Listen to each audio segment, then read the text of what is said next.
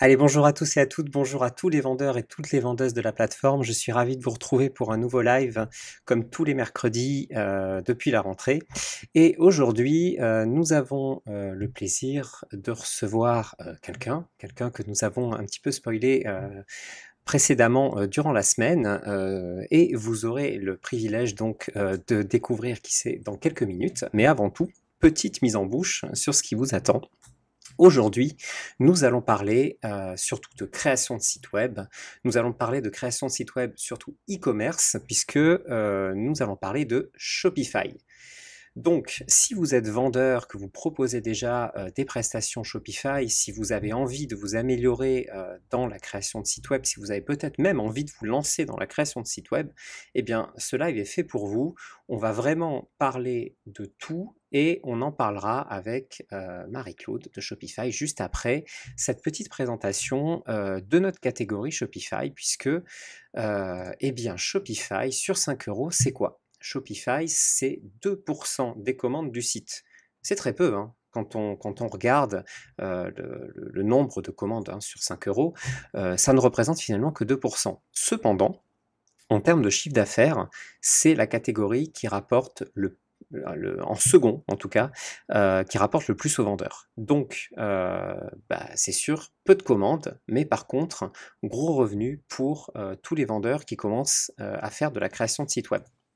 Si l'on part de panier moyen, on est aussi sur un panier moyen beaucoup plus élevé que le reste de la plateforme, puisque notre panier moyen dans la catégorie Shopify, alors que ce soit dans la création, dans la modification de site, dans la correction de bugs, ce n'était pas uniquement de la création de site from scratch, le panier moyen est quand même de 100 euros par commande, avec une augmentation de 50% sur ces 6 derniers mois.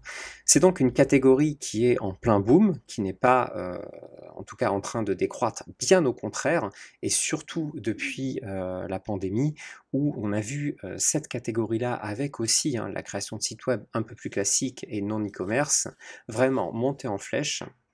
On avait fait un live pour revenir sur ces chiffres, et on avait vu que cette catégorie-là, durant le Covid, avait presque doublé de volume, et on se rend compte que ça ne baisse pas, ça continue, c'est même de plus en plus actif, et nous en sommes très heureux pour tous les vendeurs qui proposent ce genre de prestations.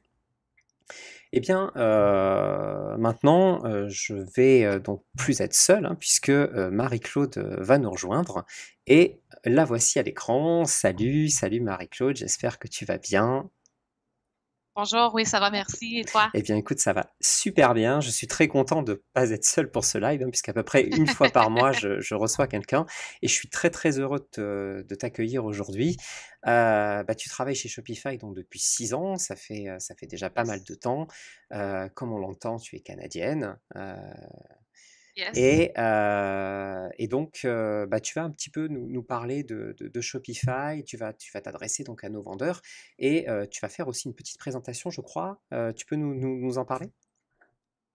Yes, donc aujourd'hui, en général, je vais aborder un sujet qui a été énormément en demande, depuis le début de la crise, qui est vraiment comment digitaliser une boutique physique. Donc voilà, durant la crise, il y a beaucoup de commerces et beaucoup d'entreprises, qui cherchaient des nouvelles manières de pouvoir continuer à vendre durant le confinement en particulier et ça a vraiment apporté une demande, des meilleures pratiques pour, mettre un marchand physique en ligne pour pouvoir continuer de vendre. Donc, c'est primordialement ça que je vais aborder aujourd'hui et un peu aussi à propos de Shopify en général. C'est ça. Et puis, on finira par quelques questions, puisque j'avais demandé si vous aviez des questions à poser à Marie-Claude, et vous avez été donc quelques-uns à en poser, donc on les abordera après sa présentation, que je vais la laisser tout simplement dérouler cette magnifique présentation que je vais afficher à l'écran.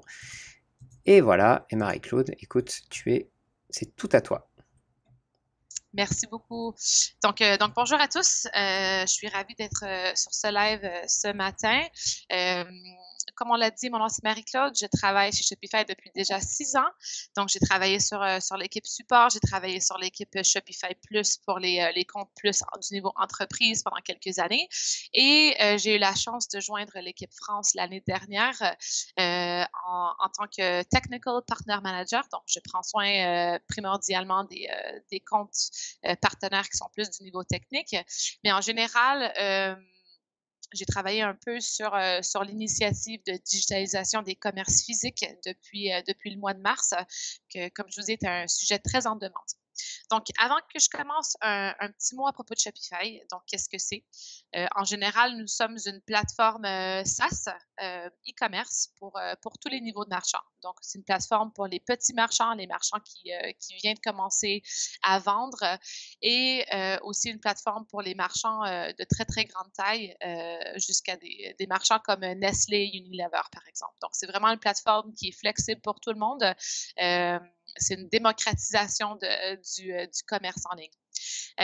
Après, qu'est-ce qui est vraiment super à propos de Shopify, c'est que c'est une plateforme qui est hyper facile à utiliser. Donc, pour tous les niveaux de connaissances et d'habileté avec la tech.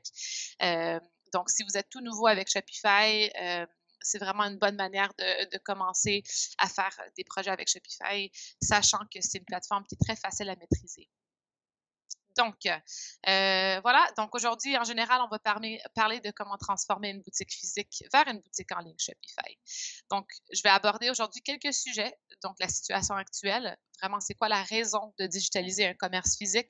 Je vais vous parler un peu des stats que Shopify a vus durant le confinement et après le confinement. Je vais parler aussi des avantages de Shopify en tant qu'un marchand et en tant qu'un partenaire. Donc, qu'est-ce qu'on peut vous apporter en tant que freelance ou partenaire et qu'est-ce qu'on apporte du côté du marchand aussi. Je vais parler de comment gérer et de guider les commerçants qui sont nouveaux en ligne. C'est vraiment un processus qui peut rendre les marchands nerveux, particulièrement ceux qui ne sont pas habitués avec le commerce en ligne. Donc, c'est quoi les meilleures pratiques pour le faire? Et dernièrement, l'exploration des stratégies de croissance auprès de ces marchands. Donc, c'est sûr que de digitaliser un marchand, ça l'ouvre beaucoup de portes en termes de marketing et de croissance. Donc, on va passer à travers de l'exploration de ces stratégies aussi. Donc, premièrement, juste pour souligner quelque chose, d'être disponible en ligne en tant que business, c'est vraiment pouvoir de continuer à vendre en toute efficacité. Donc, encore une fois, il y a plusieurs marchands au début de la crise qui cherchaient de nouvelles manières de pouvoir vendre et vraiment de se mettre en ligne, c'est la meilleure manière de le faire. Donc, voici quelques stats qu'on a vus au mois de mars et au mois d'avril. Donc, au mois de mars, on a vu 49 de hausse de création de boutiques de Shopify et un nombre assez énorme de commandes en ligne avec retrait en magasin au mois de mars, donc 443 donc vraiment énorme, qui montrait justement le besoin de pouvoir commander en ligne et après d'aller chercher sa commande. Après, au mois d'avril, on a vu une hausse de 82 de création de boutiques.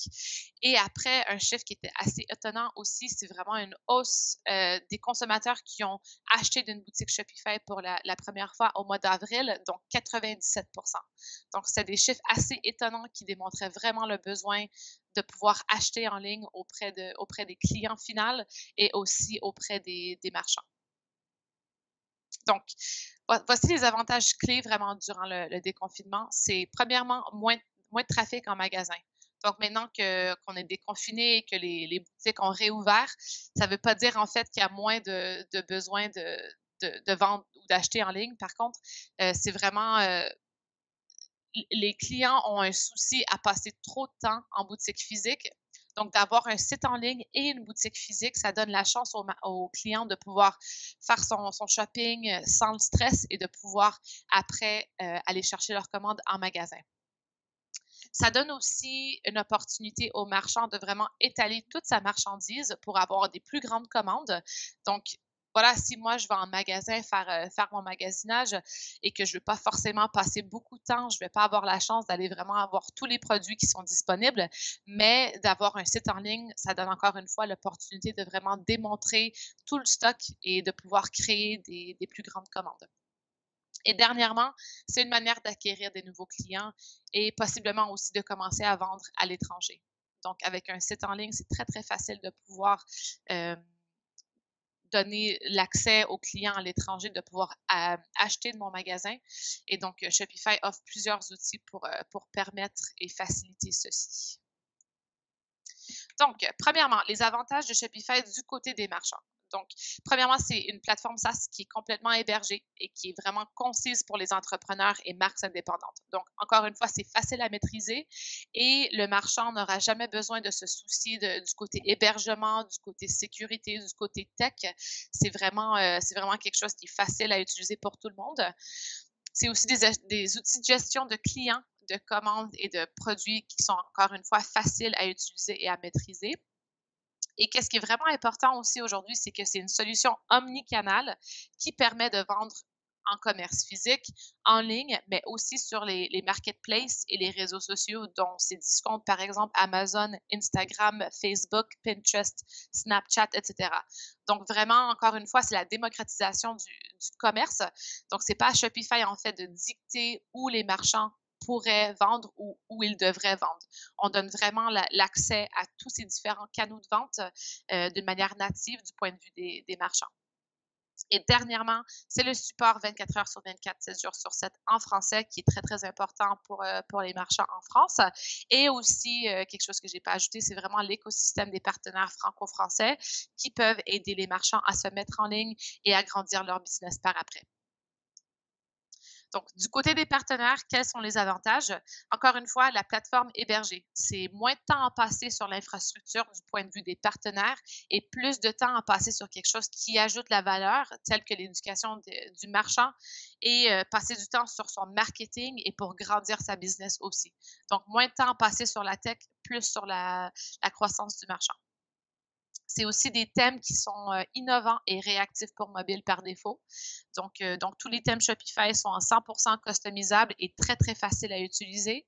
Et par après, il y a aussi qu'est-ce qu'on appelle le Liquid qui est implémenté à l'intérieur du HTML et du CSS pour, pouvoir apporter du contenu, dynamique sur le front. C'est aussi de l'autre côté tech, des API qui sont hyper bien documentées, qui sont faciles et qui sont très faciles à maîtriser et à utiliser. Donc, si le développement d'applications vous intéresse, c'est quelque chose qui est très facile à faire avec Shopify. Et dernièrement, des ressources d'éducation et de support qui sont complètes et en français. Et en France, on a aussi l'avantage d'avoir des ressources de partner manager comme moi, par exemple, qui sont dédiées aux partenaires dans la région. Donc, le deuxième point que j'aimerais aborder, c'est vraiment comment gérer et éduquer les marchands qui sont nouveaux au commerce en ligne. Donc, encore une fois, qu'est-ce qu'on a vu durant les derniers mois, en fait, c'est que les marchands qui sont habitués à faire le commerce physique sont très, très nerveux à se faire mettre en ligne, vu que c'est vraiment un monde qui est complètement inconnu pour eux. Et donc, j'aimerais vraiment souligner les meilleures pratiques pour aider ces marchands. Donc, premièrement, c'est vraiment de comprendre qu'est-ce qui a empêché le marchand, premièrement, à se digitaliser auparavant. Donc, vraiment comprendre leurs soucis et de pouvoir adresser leurs soucis d'une manière qui a beaucoup d'empathie et de vraiment les mettre à l'aise avec le processus. C'est aussi, voilà, d'avoir une période d'essai illimitée pour ces marchands. Donc, pour vous, en tant que partenaire, à partir de votre compte de partenaire Shopify, si vous ne le savez pas déjà, vous avez accès à un montant illimité de comptes de développement qui ont une période d'essai illimitée. Donc, ça vous donne vraiment le temps de créer une boutique sans le stress d'avoir une période d'essai limitée. Et c'est aussi de pouvoir diviser le projet en plusieurs versions. Donc, d'avoir une conversation avec les marchands par rapport à quels produits qui sont les plus importants à mettre en ligne en premier, quel contenu qui est plus important, etc. Et après, de pouvoir faire une V2 après le lancement. Donc, vraiment de comprendre les besoins du marchand pour pouvoir avoir une V1 qui est moins stressante et qui peut se faire plus rapidement. Un point que j'ai déjà abordé quelques minutes passées, c'est vraiment la patience et l'empathie qui sont des points très importants pour ces genres de projets. Les marchands sont hyper nerveux et ils cherchent vraiment à parler avec un partenaire et un freelance qui a de l'empathie et qui comprend leur situation et qui peut les mettre à l'aise aussi.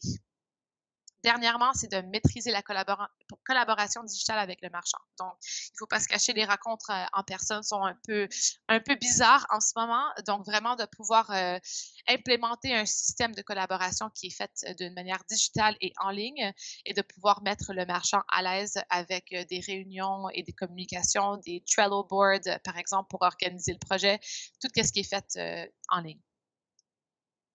Donc, Du point de vue de l'éducation des marchands qui sont nouveaux chez Shopify, c'est vraiment de pouvoir partager toutes les ressources qui sont disponibles aux marchands avec eux. Donc, la documentation du support, le Shopify Campus, par exemple, qui est une ressource de webinaire déjà enregistrée, qui couvre plusieurs différents sujets qui sont pertinents aux marchands qui viennent de commencer sur Shopify ou les marchands qui ont un peu plus d'expérience. Les webinaires qu'on fait en live avec la communauté des marchands et la communauté des partenaires ici en France aussi. C'est aussi de pouvoir démontrer les fonctionnalités de base afin de faciliter leur indépendance. Donc, avec plusieurs autres plateformes hors Shopify, la plupart du temps, tous les petits changements que le marchand devrait faire requièrent l'aide d'un partenaire technique, par exemple, mais c'est vraiment pas le cas avec Shopify. Donc, de pouvoir démontrer aux marchands comment utiliser la plateforme d'une manière indépendante, c'est vraiment quelque chose qui peut rassurer les marchands et qui vont les aider avec la progression de leur business dans le futur. Et dernièrement, c'est aussi faciliter l'onboarding des applications qui vont être utilisées. Donc, je crois que c'est 86 des marchands qui utilisent des applications sur leur compte Shopify pour ajouter de la fonctionnalité. Et donc, basé sur leurs besoins que vous allez découvrir au tout début, c'est très possible qu'ils vont avoir à utiliser des modules, des applications pour le faire. Et donc, de pouvoir faciliter l'onboarding de ces applications, de pouvoir contacter les développeurs des applications au besoin afin de les introduire pour pouvoir poser des questions, c'est quelque chose qui est très, très important au début. Dernier sujet, c'est vraiment comment faciliter la croissance d'un marchand avec sa nouvelle présence en ligne. Donc, encore une fois, de se mettre en ligne après avoir eu qu'un commerce physique auparavant, ça ouvre beaucoup de portes en termes de pouvoir grandir en tant qu'entreprise.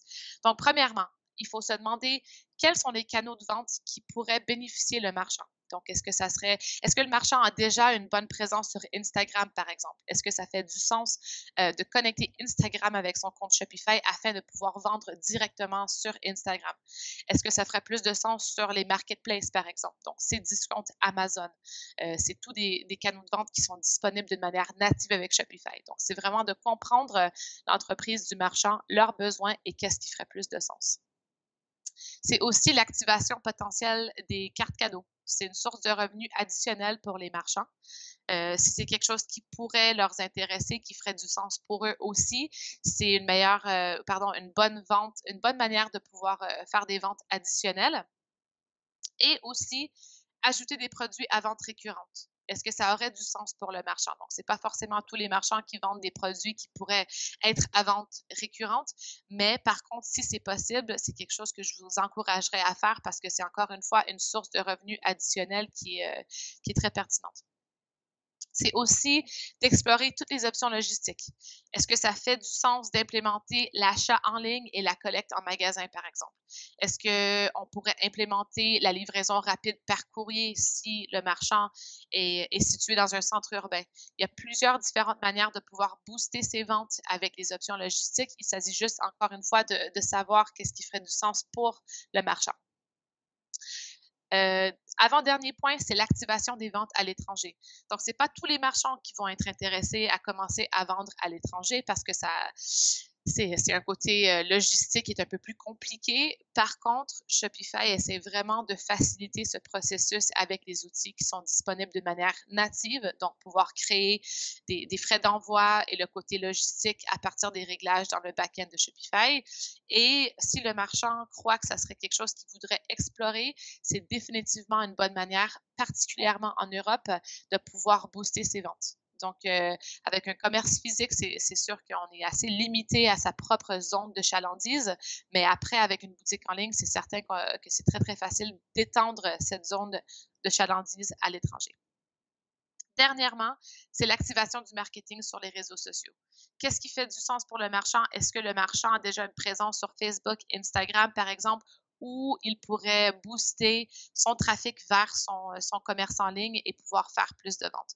Donc, c'est vraiment des points à aborder avec le marchand et de bien comprendre le cœur de leur business, leurs aspirations, qu'est-ce qu'ils aimeraient faire et comment ils aimeraient grandir. Donc, en bref, Les marchands vont être nerveux par rapport à la digitalisation de leur entreprise. Avec les marchands avec qui j'ai travaillé durant les derniers mois, c'était un processus qui était assez énervant pour eux, mais ça prend tout juste vraiment d'avoir de l'empathie et de la patience avec eux afin de les mettre à l'aise. Deuxième point, c'est que les marques indépendantes cherchent vraiment à garder leur liberté par rapport à la gestion de leur commerce. Donc, l'éducation, c'est très, très important et les marchands cherchent à avoir des discussions avec les partenaires afin de pouvoir se faire éduquer. Après, la rapidité et la simplicité font la différence. Encore une fois, c'est vraiment de séparer le projet de mise en ligne en plusieurs versions. Donc, qu'est-ce qui est important de mettre en ligne en premier et qu'est-ce qui pourrait attendre à la V2. Et dernièrement, c'est la digitalisation qui propose plusieurs nouvelles opportunités. Donc, d'avoir une conversation avec vos clients afin de déterminer qu'est-ce qui est pertinent pour eux, qu'est-ce qu'ils souhaiteraient faire en ligne et quels sont leurs buts. Et donc voilà, j'ai parlé assez vite, je suis désolée, mais c'est un peu ça, qu'est-ce que j'ai à dire par rapport aux meilleures pratiques pour la digitalisation des marchands basées sur qu'est-ce qu'on a vu durant les derniers quelques mois. Mais tu as été extrêmement clair. Oh, good! Tu as été extrêmement clair, je te remercie beaucoup. Moi, c'est vrai que pour faire le lien, pendant que je t'écoutais, je me suis dit oui, c'est vrai que c'est ce qu'on dit, hein, et c'est ce que je dis souvent dans les lives, c'est-à-dire la discussion avec le client, surtout que nous, tout se fait en ligne. Donc, d'être empathique avec le client, d'essayer de lui expliquer les choses, d'essayer de vraiment de plus en plus de communiquer avec le client, surtout que allez, je vais peut-être un peu spoilé, mais dans 2-3 semaines, vous aurez enfin la possibilité, via 5 euros, de parler directement via micro, de faire du partage d'écran, d'être en contact avec webcam, ce qui va vous faciliter grandement les choses, puisque c'est vrai qu'actuellement, vous échangez surtout du cahier des charges textuel, donc c'est très compliqué pour une boutique. Et là où je rejoins aussi Marie-Claude, c'est que sur 5 euros, il y a souvent ce système-là de palier de prix. Alors bien entendu, pour 5 euros, vous n'allez pas faire grand-chose sous Shopify. Vous allez peut-être juste configurer le compte du client, c'est tout. Peut-être lui installer le thème basique. Voilà, vous n'allez pas aller plus loin, bien entendu. Et après, pour 50, 100, 150 euros, vous allez commencer à construire une première version du site pour après, petit à petit, lui proposer d'aller plus loin, de lui installer de nouveaux modules, de lui installer vraiment une charte graphique particulière, de l'aider peut-être à prendre en main le site. Et là où je voudrais aussi particulièrement insister et où elle vous a ouvert des portes, c'est dans le fait d'aller après dans le côté promotion de la boutique, c'est-à-dire ne pas rester uniquement sur la construction de la boutique, mais aussi de vous spécialiser dans le fait de promouvoir sa boutique, d'essayer de trouver avec le marchand de nouvelles façons de mettre en avant ses produits, ou même de trouver de nouveaux produits. Par exemple, la carte cadeau, tu vois, je n'y avais pas pensé. Alors, je suis pas, je ne crée pas des boutiques Shopify, mais je me suis dit, tiens, c'est vrai que c'est quelque chose que les vendeurs pourraient peut-être proposer aux clients, et ils se diraient, bien sûr, c'est quelque chose d'assez naturel, et au contraire, là, le vendeur devient clé dans la relation et devient non pas un simple exécutant, mais un vrai partenaire. Et je pense que c'est là où tout le monde y trouve son compte. Le partenaire gagne un client sur le long terme, avec des achats réguliers, et tout le monde est très très content. Absolument. J'espère que j'ai pas mal résumé en tout cas ce que tu avais dit. Oui, c'était top en fait. C'est exactement ça. Et la dernière chose que j'aimerais dire aussi, c'est vraiment de vous encourager à aller voir des commerces dans votre communauté et poser la question de si ces commerces ont déjà une boutique en ligne ou non, et vraiment de commencer à pouvoir faire un peu de buzz et d'avoir des leads par rapport aux commerces dans votre communauté immédiate. Donc, j'ai trouvé qu'avec des partenaires, c'était vraiment la meilleure manière d'aller chercher ce genre de projet. Et sinon, il y a toujours des marchands en ligne qui cherchent de l'aide avec ça. Je pense d'ailleurs qu'il y a énormément de demandes. J'en viens d'ailleurs un petit peu à la première question qui a été posée. C'est sur ce terme de dropshipping. Je pense que bon, alors je sais pas vous comment vous l'avez vécu en interne, la vague dropshipping. Je sais pas où elle en est, parce que maintenant, on va dire que c'est tellement mainstream que je sais pas si on est plutôt sur la fin que sur le début. Comment vous positionnez par rapport à cette vague de dropshipping? En fait, du tout début, Shopify cherchait toujours à avoir le plus de manières à donner aux marchands de vendre, dont créer des sources de produits, par exemple. Donc, avec les multiples intégrations qui existent avec Shopify pour le dropshipping, c'est sûr que c'est vraiment quelque chose qui était hyper populaire durant les dernières quelques années, en particulier en France. Après, qu'est-ce qu'on essaie de faire pour notre segment de marchand dropshipping? C'est vraiment de trouver des sources plus fiables de produits à vendre en ligne pour vraiment assurer leur succès continu. Donc, aujourd'hui, par exemple, on est en veille de lancer le module de dropshipping avec ses discounts. Donc, c'est un module qui va permettre aux marchands de pouvoir sourcer ses produits auprès de ses discounts, qui est quand même un partenaire local. Et donc c'est une des manières, en fait, qu'on essaie vraiment d'implémenter le dropshipping qui est plus... qui est un peu plus stable que, par exemple, des sources qui sont basées à l'étranger. Oui, c'est une bonne méthode. C'est vrai que d'avoir des fournisseurs en France, en tout cas quand on adresse en public français, c'est sûr que ça devrait améliorer largement la qualité et surtout les délais de livraison. Exact. Oui, parce qu'après, le consommateur et le client final deviennent de plus en plus intelligents par rapport à d'où vient son produit. Donc, de pouvoir dire, voilà, mes produits viennent de la région de l'Europe ou de la France, par exemple, ça fait une très, très grande différence en termes de vente. Et donc, tu l'as bien dit, hein, la France faisait partie de vos pays dans lesquels vous étiez implanté. Est-ce que c'est un pays qui est plutôt en demande, c'est-à-dire qui grossit chez vous? Est-ce que vous comptez faire de plus en plus de support en France, d'avoir plus de présence en tout cas en France? Parce que vous avez des concurrents français aussi. Oui, oui. Non, en fait, notre présence en France grandit énormément à une rapidité assez hallucinante.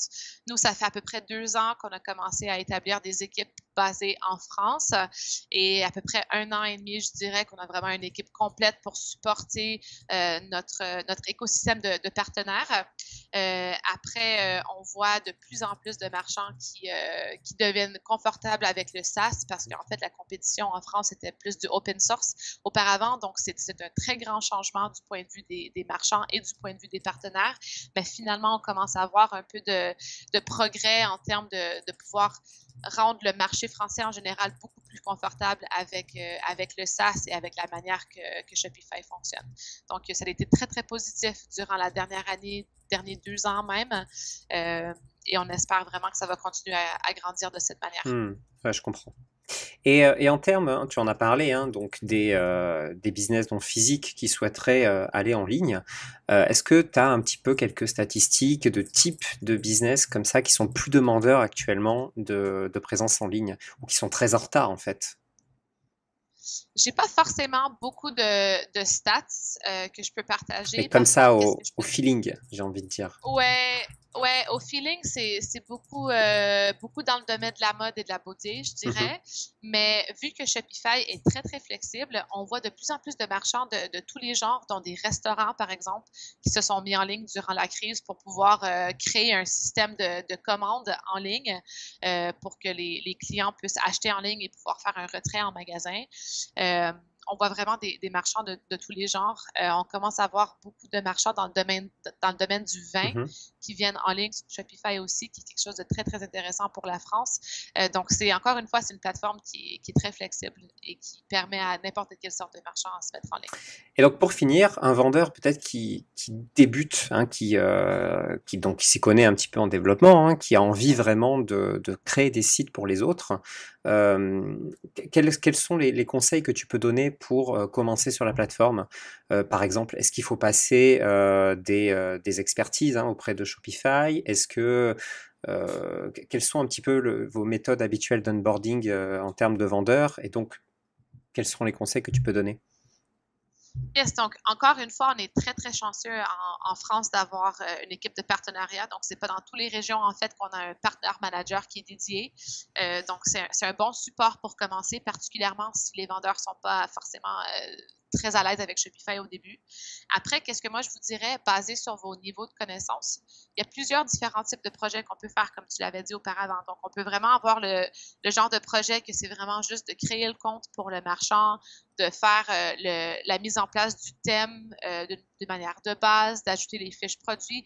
C'est toutes des choses, en fait, qui requièrent très peu de connaissances techniques en Shopify, mais qui est très en demande quand même. Il y a beaucoup de marchands qui ont des commerces physiques, en fait, qui n'ont pas forcément le temps d'ajouter leurs fiches produits eux-mêmes et tout ça. Donc, ça crée une opportunité de projet qui requiert, encore une fois, très peu de connaissances Et ils techniques. pensent que c'est compliqué en général, hein. Les gens pensent que c'est plutôt compliqué. Oui, exact, exact. Et donc, par après, si vous avez des connaissances plus techniques par rapport à du développement du front, c'est aussi possible de créer le genre de projet qui propose aux marchands de pouvoir customiser leur thème un peu plus, vraiment d'avoir un look plus custom, qui s'aligne plus avec la marque du marchand. Donc, c'est un autre genre de projet. Et dernièrement, si vous avez des connaissances techniques pour plus du développement du back-end, il y a toujours des opportunités aussi de faire des applications pour l'App Store de Shopify, des applications custom pour le marchand, dépendamment de qu'est-ce qu'il a besoin. Donc, il y a vraiment des différentes buckets, qu'importe le niveau de connaissance que vous avez du point de vue Shopify ou du point de vue technique. Donc, ça vous donne vraiment une bonne manière de commencer. Donc, en gros, n'hésitez pas à vous lancer, en fait, hein, même si vous débutez, Yes, même si vous débutez, si vous avez un petit peu la fibre commerciale et que vous avez envie de créer des choses pour les gens, quelques jours peut-être peuvent suffire pour prendre en main l'outil pour permettre de créer déjà une boutique de base et pour le faire pour d'autres personnes. Voilà, je pense qu'on a fait le tour, hein, à mon avis, on a été très complet. J'espère que ça vous a plu, en tout cas. N'hésitez pas à partager ce live si ça vous a plu. N'hésitez pas aussi, si vous avez envie de voir d'autres invités, si vous voulez voir d'autres personnes sur le live, n'hésitez pas à les demander. Et en tout cas, on espère aussi voir bientôt Shopify dans notre future page partenaire, hein, puisque nous allons créer très bientôt une page où nous allons regrouper pour vous, vendeurs, des offres exclusives pour nos futurs partenaires.